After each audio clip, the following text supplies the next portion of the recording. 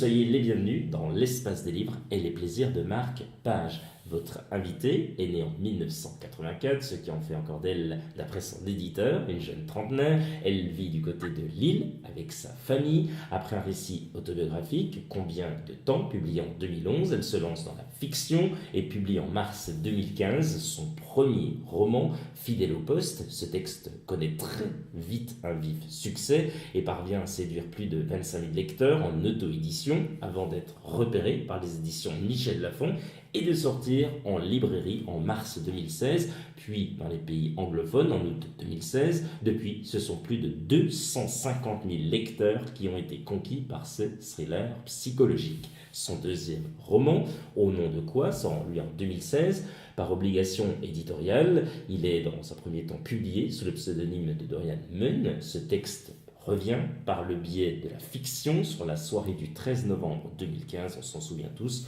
au Bataclan. Sorti en 2017 en librairie, son troisième roman, Quand on n'a que l'humour, repris au livre de poche sous le titre Les Silences, retrace en fait la carrière d'un humoriste au sommet de la gloire, un homme brisé qui cherche à tout prix à renouer avec son fils, duquel il s'est éloigné au fil des années. Son quatrième roman, Les Secrets, sorti en mars 2018, et a pour originalité de narrer une histoire à rebours et si tout commençait par la fin. En novembre 2018, c'est un projet atypique de 2 romans noirs qu'elle publie avec Solène Wachowski, Avec elle, sans elle. Et enfin, son nouveau roman, Raison obscure, est sorti en librairie il y a quelques temps, c'était en mars 2019, donc il y a un mois, on va dire, un bon mois. Il s'agit de Amélie Antoine, elle vous présente son dernier roman, Raison obscure, aux éditions XO, qui d'ailleurs en profite pour saluer et remercier Mélanie, qui se reconnaîtra et qui sans elle, cette interview n'aurait pu se faire. Amélie Antoine, bonjour et bienvenue dans la chronique de Guillaume Sautet. Bonjour, merci beaucoup de me recevoir. Mais je vous en prie, avec un immense plaisir, c'est la première fois qu'on vous reçoit ici dans cette belle émission. Quand on voit votre parcours, Amélie, pour en arriver là où vous en êtes, on se dit, oui, que cela est possible d'écrire pour un grand nombre de lecteurs. Quelle expérience en tirez-vous notamment de ces débuts où, oui, vous avez auto-édité, puis ensuite vous avez été repéré. Racontez-nous ce passage de votre carrière. C'est vrai qu'en fait, quand j'ai écrit mon premier roman, j'ai eu le parcours classique d'envoyer le manuscrit à un certain nombre de maisons d'édition en espérant être repéré de cette façon. Ça s'est malheureusement ou heureusement finalement pas passé comme ça. Et j'en suis venue du coup à l'auto-édition. Je me suis dit, après tout, pourquoi pas tenter l'auto-édition en numérique. Au pire, il se passera rien et au mieux, je rencontrerai des lecteurs et j'aurai un retour sur le roman que j'ai écrit. Et donc j'ai lancé Fidèle au poste sur les plateformes numériques un peu comme on lance une bouteille à la mer en me disant bon, de toute façon il se produira sans doute pas grand chose. Et de façon un peu miraculeuse, il y a quelque chose s'est passé finalement et il a plu aux lecteurs et il y a un engouement qui s'est créé autour de ce premier roman qui était juste magique.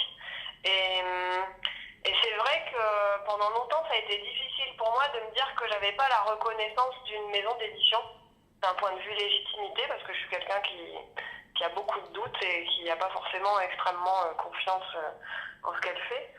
Et à part que finalement, l'auto-édition, ça m'a apporté des retours des lecteurs et je pense que ça valait tout l'or du monde, en fait. Alors racontez-nous comment ça s'est passé ce repérage et on va dire après cette alliance avec Michel Lafon. Ça s'est fait comme ça naturellement. C'est eux qui sont venus vous dire mais Amélie, mais venez chez nous quoi. Non? Comment ça s'est passé? C'est un peu ça en fait. Et ce qui est amusant, c'est que ce qui m'a amené à l'auto-édition à l'époque, c'était un article que j'avais lu sur Rue 89 qui parlait de l'auto-édition en numérique et qui parlait notamment d'Aurélie Valogne, qui avait publié son roman comme ça sur internet et qui avait été repéré par les éditions Michel Lafon et quand j'avais lu cet article, je me rappelle m'être dit je vais faire pareil, puis qui sait, un jour j'aurai peut-être les éditions Michel Lafon qui vont m'appeler. Et c'est exactement ce qui s'est passé. Donc c'est vrai que le jour où alors c'était un mail, le premier contact et pas un appel, mais le jour où j'ai reçu un mail des éditions Michel Lafon en me disant voilà, on a repéré votre roman qui connaît un vif succès, on l'a lu, si jamais vous aviez envie qu'il se retrouve en librairie, on aimerait bien que ce soit avec nous. Bah oui, c'était magique parce que je me suis dit, dans un sens, j'ai fait quand même tout ce cheminement dans l'espoir un jour d'être en librairie et ça s'est produit exactement de cette manière-là, quoi. C'est assez incroyable parce que votre histoire ressemble fortement à celle d'une personne ici à Besançon, en Franche-Comté, de Sébastien Théveny, qui est byzantin et qui a écrit en auto-édition Un frère de trop. Et Un frère de trop bien, s'est retrouvé chez Michel Lafon. Il est sorti il y a quelques mois. Il est en auto-édition. Et puis, c'est vrai qu'on avait fait une interview ici pour l'Espace des Livres. Il n'était encore pas du tout édité, hein, donc c'était vraiment dans l'auto-édition. Et j'avais dit, écoute Sébastien, mais fonce, vas-y, propose. Je suis sûr qu'une maison d'édition va s'y intéresser. Et incroyable, ben, un petit peu comme vous, avec le riche Ah. succès qu'il a eu sur les... Et je pense que Michel Lafon s'intéresse énormément aux livres qui sont sur les plateformes comme... Oui, bah il y a beaucoup voilà. d'éditeurs en vrai qui font de la veille. C'est Ouais. un peu le service des manuscrits 2.0. Hein, maintenant, l'auto-édition en numérique, ça leur permet de repérer des choses que les lecteurs plébiscitent. Donc, bah, c'est un peu comme une étude de marché grandeur nature. Hein, de se dire, le livre, là, il plaît. Donc, s'il plaît, le texte est déjà fait, en fait. Exactement, il n'y a plus qu'à peut-être peaufiner s'il faut peaufiner ou voilà quelque chose, mais en général c'est même quasiment rien. Et donc pour Sébastien, c'est assez comme pour vous, passer vraiment de la plus belle des manières. Et d'ailleurs, bah, on en profite pour saluer Sébastien s'il nous écoute et on lui souhaite bien sûr longue vie chez Michel Lafon avec de futurs ouvrages, bien sûr, je suis sûr qu'ils sont bien cachés, qui vont sortir bientôt. Amélie, quand vous n'écrivez pas notamment, qu'est-ce que vous aimez faire? Oui, quelles sont vos passions? Racontez-nous. Alors, ben, j'aime beaucoup lire, forcément, parce que je pense que ce serait compliqué d'aimer écrire sans aimer lire avant. Alors, j'ai pas forcément autant de temps avec ma vie de famille et mes enfants, mais en tout cas, c'est un loisir qui est très important pour moi. J'aime aussi beaucoup la photo. Je fais pas mal de photos. Voilà, en gros. Alors quoi par exemple comme type de photo? Alors pendant longtemps, là j'en fais plus parce que c'était un peu compliqué toujours d'un point de vue familial, mais je faisais beaucoup d'exploration urbaine. Ça consiste à aller prendre des photos dans des lieux qui sont abandonnés, souvent des lieux industriels qui sont à l'abandon en fait, ou des usines désaffectées, ce genre de choses-là. Moi j'aime beaucoup, il y a une ambiance très particulière dans un endroit qui est abandonné. Il y a le côté, le temps qui s'est figé et tout est resté à la place où c'était. Et c'est assez magique en fait. Oui, il y a des émotions qui se... Je comprends ce que vous voulez dire. Il y a des émotions qui se dégagent, je ne sais pas comment dire, mais on est face à ça et on peut s'imaginer toutes ces années qui ont passé, etc. Et à s'imaginer peut-être arriver de certaines choses qui ont pu se passer dans cet endroit là où vous êtes et où vous photographiez. Tout à fait, oui, oui, je comprends Ouais. parfaitement. Tiens, on est chez vous, on est avec vous, oui, on passe un bon moment et là on se dirige vers votre bibliothèque. Qu'est-ce qu'on peut y retrouver notamment à l'intérieur de celle-ci? Et ben alors si, bah, du coup, vu que je suis chez moi, je peux vous dire en gros ce qu'il y a là dans ce que je vois. Il y a du Stephen King, forcément, parce que moi Forcément. c'est un peu mon auteur fétiche. Il y a les deux derniers romans d'Olivier Norek, que j'aime beaucoup. Il y a l'anatomie du scénario de John Truby, que j'ai lu parce que je trouve que la façon de construire un scénario de film ou de série télé, c'est très intéressant pour la construction d'un roman. Et moi, je sais que je suis très inspirée par l'univers de la série télé. Du coup, c'est quelque chose qui m'intéresse particulièrement. Et bah, à l'étage d'en dessous, il y a pas mal de choupis qui ne sont pas à moi, mais qui font quand même partie de la bibliothèque. On embrasse les enfants, alors les petites choupis. Voilà. Amélie Antoine, intéressons-nous cette fois-ci à votre dernier roman, non pas Choupi, mais Réseau obscur aux éditions XO. Comment vous est venue l'idée de départ d'écrire ce roman? Oui, comment il est né en fait ce roman? Expliquez-nous. Comment l'idée est venue hein bah, elle est venue d'un certain nombre de faits divers assez tragiques que j'ai pu entendre ou voir à la télévision. Et en fait, à chaque fois que j'entendais parler d'histoires de ce genre-là, qui du coup mettaient forcément en scène des adolescents aux prises. C'est compliqué pour moi de savoir si je parle du thème du livre ou pas, en fait. Ah ben vous pouvez, bien sûr, vous pouvez. Après, on expliquera un petit peu l'histoire pour donner cette envie, mais parler du thème, oui, comment le thème a été choisi, etc. Oui, oui, allez-y, expliquez-nous. On veut tout savoir comment, Oui, oui, donc en du fait, coup, l'idée, elle est arrivée. du coup, le thème du harcèlement scolaire, voilà, c'était des faits divers que j'ai vus sur ce thème-là et sur des Oui, histoires assez tragiques avec des adolescents. Et moi, en fait, toutes les fois où j'entendais des histoires de ce genre, je me suis rendu compte que je ne me posais pas la question de savoir mais comment une relation entre quasiment des enfants peut dégénérer au point d'en arriver là. Non, moi la question qui me venait, ce qui prouve que j'ai avancé en âge certainement, c'est que je me disais comment en fait en tant que parent on peut passer à côté de ça sans pour autant ne pas faire attention à ses enfants, sans être un parent démissionnaire ou laxiste, non, en étant juste un parent normal qui tient à ses enfants, qui s'en occupe, qui s'en soucie. Mais malgré tout, comment on peut passer à côté de la souffrance de son enfant au point d'un jour se réveiller et de se dire que c'est trop tard en fait. De découvrir que son enfant, finalement, on ne le connaissait pas si bien que ça et qu'il n'a pas jugé bon de se confier à nous au moment où il aurait eu besoin d'aide. Voilà, moi c'est vraiment la question qui m'a prise aux tripes, évidemment parce que j'ai des enfants et que même s'ils sont petits, je me projette forcément totalement. Voilà, et en fait j'ai écrit et construit tout ce roman, toute la construction narrative du roman est basée sur cette question en fait. C'est-à-dire que j'ai voulu placer le lecteur dans la position de parent, de le faire entrer dans cette vie de famille en tant que parent, de le faire assister aux mêmes scènes que les parents voient, mais sans qu'il ait conscience de ce qui se tramait derrière, pour ensuite arriver à un moment où ils se disent exactement comme les parents, mais j'ai rien vu. Les parents n'ont rien vu de leurs enfants là pendant la moitié du livre, et mais moi en tant que lecteur, j'ai rien vu non plus. Alors est-ce que j'ai le droit de juger les parents si moi non plus j'ai rien vu?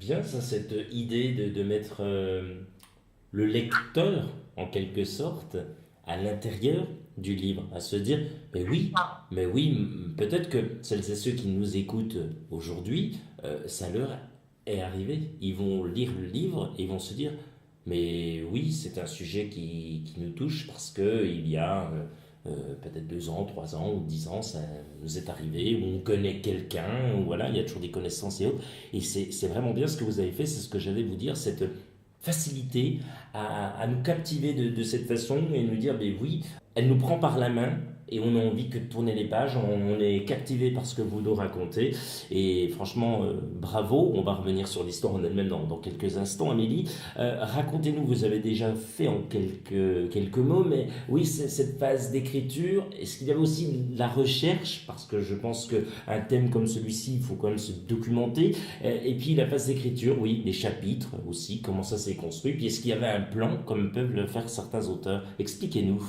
Alors moi, effectivement, sur le travail d'écriture en lui-même, c'est toujours le même sur chaque roman, c'est-à-dire que je prépare tout en amont et je rentre dans la phase d'écriture et de rédaction à proprement parler, que quand tout le scénario est bouclé et que j'ai un chapitrage complet et qu'il n'y a absolument plus rien qui est laissé au hasard. Et j'ai des romans qui sont très construits d'un point de vue narratif, avec beaucoup de scènes en écho. Par exemple, dans celui-là, il y a beaucoup de scènes en écho. Enfin, c'est impossible que ce soit laissé au hasard en se disant, tiens, je vais me mettre devant mon ordinateur ce matin, puis je vais voir où l'inspiration me mène. Ça marche pas. Alors après, ça n'empêche pas que quand je rentre dans la phase d'écriture, il y a toujours des surprises. C'est-à-dire qu'il y a un personnage qui va se révéler un peu différent de la façon dont je le voyais, donc ça va changer légèrement les choses. Donc il y a quand même toujours des inflexions, mais effectivement pas des changements majeurs. Tout est déjà préécrit. Et moi, ça me prend nettement plus de temps d'inventer l'intrigue, d'inventer les personnages, de les laisser infuser, les laisser grandir, de laisser le scénario se développer. Toute cette phase-là, elle est beaucoup plus longue pour moi que la phase d'écriture en elle-même. Donc voilà, et après, sur la question des recherches, sur ce roman-là en particulier, J'ai pas fait énormément de recherches sur le harcèlement scolaire parce que je me suis surtout replongée dans ce que j'avais pu voir et ressentir quand j'étais au collège ou au lycée, sans avoir jamais été harcelée, hein, mais juste cette ambiance. Je trouve que c'est pas très difficile de se replonger à ce que c'est d'être un adolescent en fait. Et par contre, j'ai fait beaucoup de recherches sur le diabète, par exemple, puisque j'ai un des personnages principaux qui est diabétique. Oui. C'est une maladie que je ne connaissais absolument pas. Et donc là, j'ai fait beaucoup de recherches. J'ai rencontré une personne qui était diabétique. Et donc voilà, pour vraiment être au plus près, parce que c'était hors de question pour moi de me dire je vais écrire un livre et si quelqu'un de diabétique le lit, il va se dire que c'est pas du tout comme ça la réalité. Et voilà, je sais que je pense que c'est le thème sur lequel je me suis le plus documentée pour ce roman-là. Racontez-nous en quelques mots cette incroyable histoire, on peut le dire, que va vivre notamment ces deux familles, les Kessler d'un côté et les Mariani de l'autre. Et comme toujours, vous nous tenez par la main du début jusqu'à la fin. Bravo Amélie. Merci, merci beaucoup. Oui, alors du coup, c'est vrai que c'est un roman qui est construit sur une alternance entre deux vies de famille. Et donc, on est centré davantage sur la vie de famille, la vie des parents au tout début, où chaque parent finalement a ses propres préoccupations et ce sont, comme toujours dans mes romans, des familles où il y a énormément de non-dits. Pour plein de raisons différentes. Mais du coup, voilà, par exemple, il y a une des femmes qui retrouve son amour de jeunesse. Et voilà, elle se retrouve confrontée à ça alors que ça fait un certain nombre d'années qu'elle est avec son mari, avec 3 enfants, que la monotonie ronge le couple. Et donc voilà, elle se retrouve face à son amour de jeunesse. Et donc elle, voilà, elle est prise dans cette préoccupation-là. À côté de ça, il y a un des deux pères des deux familles qui est mis au placard dans son entreprise, qui se retrouve du jour au lendemain sans mission. Donc il a toujours son salaire, il doit toujours venir tous les jours, mais il vient et il n'a rien à faire de la journée. Et il n'en parle pas à sa femme parce que pour lui c'est trop compliqué d'admettre qu'il y a un problème, que tout ne va pas si bien, il ne veut pas inquiéter, il a honte. Et donc il n'en parle pas. Et donc ce sont deux familles qui sont totalement rongées par ces aspects-là, ce fait de ne pas pouvoir se confier, qui est évidemment à mettre ensuite en parallèle avec le fait que les enfants non plus ne se confient pas. Et moi, je suis assez persuadée depuis toujours qu'on ne connaît jamais vraiment l'autre. Je pense qu'on ne connaît jamais vraiment les personnes qui partagent notre vie. Alors moi, dans mes romans, c'est souvent pour le pire. Je pense que dans la vie, ça peut être pas forcément pour des choses tragiques ou dérangeantes, mais j'ai cette conviction qu'on ne connaît pas son conjoint, qu'on peut passer 20 ans avec une personne et puis du jour au lendemain se rendre compte que finalement on est passé complètement à côté d'une part d'elle. Que ces enfants, on a l'impression qu'on les connaît, qu'on est certain que si quelque chose ne va pas, ils vont évidemment nous en parler. Et en fait, la plupart du temps, il n'en est rien. Voilà, donc tout est construit un peu sur cette part d'ombre qu'on a chacun en nous. En tous les cas, vous nous avez vraiment captivés et on le rappelle, Raison Obscure, c'est aux éditions XO. Ne nous en dites pas plus. Quels sont vos projets pour la suite, Amélie? Là, j'ai recommencé, je suis rentrée en phase d'écriture il y a environ un mois, du coup, sur un projet de roman dont j'ai écrit le scénario pendant plusieurs mois. Voilà, alors quand je suis en phase d'écriture, je me lève tous les matins en me disant que je ne sais pas écrire, donc je ne vais pas vous en parler. Mais voilà, ça devrait, en tout cas, ça avance. Je suis dans le marathon de l'écriture en tout cas, et c'est la course d'endurance du coup là. Allez, passons tout de suite, si vous le voulez bien, la minute cool, Amélie. Plutôt ski ou natation? Plutôt natation, hein. Je suis assez incapable de monter sur des skis. Regarder une série ou écouter de la musique? Regarder une série. La chose dont vous êtes la plus fière, c'est laquelle? La chose dont je suis la plus fière, je dirais que c'est d'avoir été capable de me relever de certaines choses dont j'aurais jamais cru être capable de surmonter. Plutôt sensation forte ou sensation douce? Alors ça dépend dans quel domaine.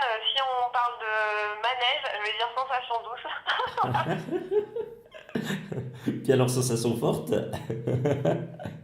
Sensation forte, je suis assez plutôt dans mon temps prend des décisions très vite et qui s'y tient. Et du coup, voilà, je suis plus du côté sensation forte, je pense, dans la vie. Le dernier concert ou spectacle que vous ayez vu, c'est lequel? Alors, c'est un concert. J'ai été voir Eddie de Preto il y a un mois ou deux. Voilà. Ah, bien, excellent. Que j'ai adoré. Ah, ça, c'est très très bon. Eddie de Préto, très bon artiste. Si Ouais. vous étiez un personnage célèbre, ce serait lequel? Alors là, je pense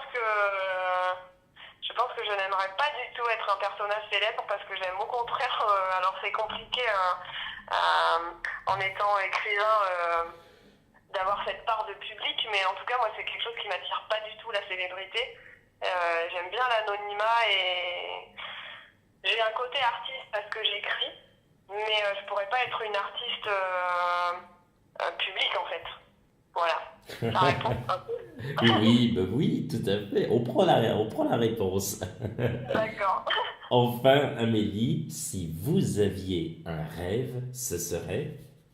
Eh ben, un rêve, ce serait de pouvoir continuer à écrire encore bien longtemps et de pouvoir continuer à être publié parce que moi j'ai vraiment le sentiment depuis que j'ai écrit d'avoir trouvé, j'allais dire d'avoir trouvé ma voix, mais en fait je pense que c'est plus que ça, j'ai l'impression de m'être trouvé moi-même. Et voilà, aujourd'hui l'écriture c'est un peu comme à m'avoir des enfants. C'est-à-dire moi quand j'ai eu mes enfants, je me suis toujours dit mais en fait ma vie c'était quoi avant? Il y a comme si ma mémoire avait oublié. Donc je me rappelle effectivement très bien ce que c'était de ne pas avoir d'enfants, pouvoir sortir n'importe quand, de ne pas avoir de responsabilités, etc.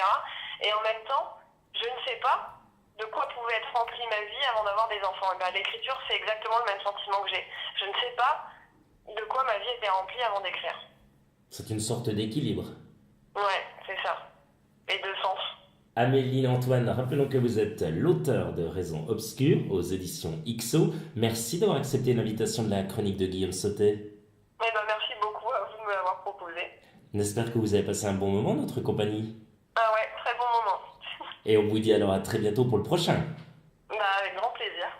Rendez-vous très prochainement pour un nouveau numéro et de nouvelles aventures littéraires. Prenez soin de vous, bonne lecture, salut.